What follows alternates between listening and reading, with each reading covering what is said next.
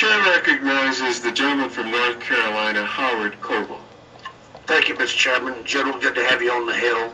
I'm going to pursue a different line of questioning. If time permits, I'm going to come back to the U.S. Attorney situation. General, I'm particularly interested in the activities of the Computer Crime and Intellectual Property Section, known as CCIP, at the Department of Justice.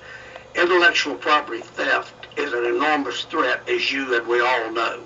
Are you confident, General, that the Justice Department has the necessary tools to investigate and prosecute high-level intellectual property cases that could severely interrupt or eliminate international criminal networks who are using intellectual property piracy to fund their organizations, A, and B, I am told that there may be an insufficient number of FBI special agents at the department who to successfully work these complicated cases. And finally, C, General, how can we more successfully prevent or prosecute counterfeiting and intellectual piracy crimes in the United States and around the world? That's a three-part question I threw at you. Let me start with the last one in terms of what we can do to work against counterfeiting. One is prosecution and utilizing the tools that Congress has given us to go after counterfeiters.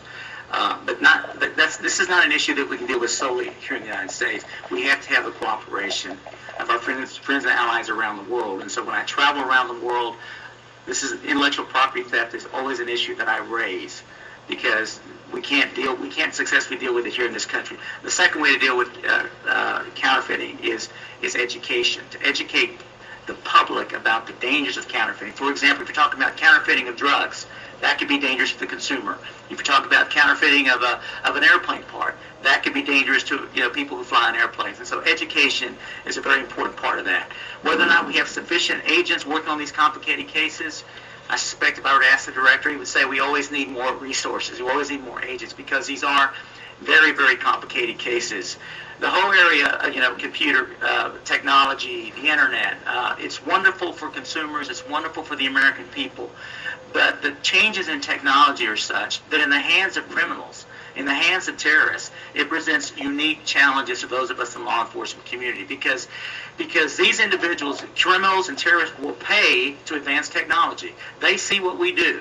And so when we do something to defend against this kind of theft, defend against these kind of criminal activities, then they'll go out and they'll pay top dollar for the top innovators, and they get changes in technology, new encryption, and it makes it much more difficult for us to track them. So this is a continuing struggle. I mean, it is a war on many fronts, whether or not you're talking about internet pharmacies that are springing up that are illegitimate, whether or not you're talking about internet crimes involving our children.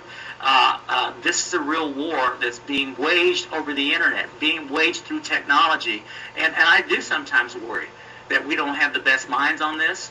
We don't have adequate resources, and I think that's something that I'd love to talk to Congress about because I worry about this very much. Well, I too worry about it, General, and I'm concerned. I hope that the American public is aware of the threat that is potentially posed by this problem. But in any event, I thank you for that. Now let's come back to the U.S. Attorney situation.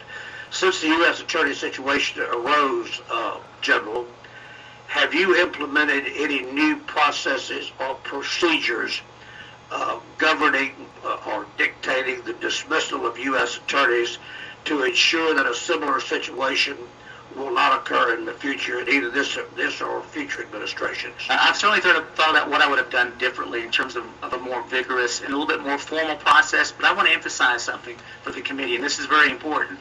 I think to a person, in terms of the U.S. attorneys that I've spoken with, they don't want a formal review process. They don't like it. They don't want it.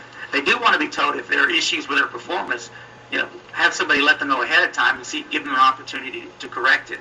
The other reason I would resist a formal process is because we all serve at the pleasure of the president.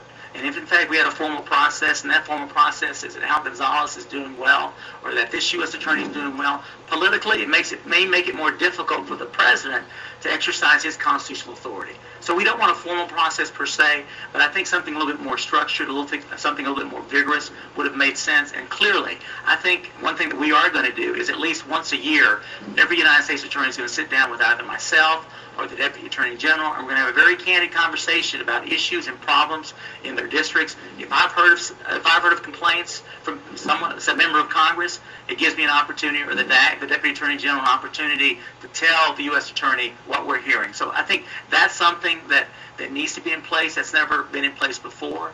The level of communication between Maine Justice and our United States attorneys, what I've discovered, is not very good. We can do better, and I think we are going to make it better. And I want to follow up, Mr. General, with the counterfeiting and the piracy problem subsequently.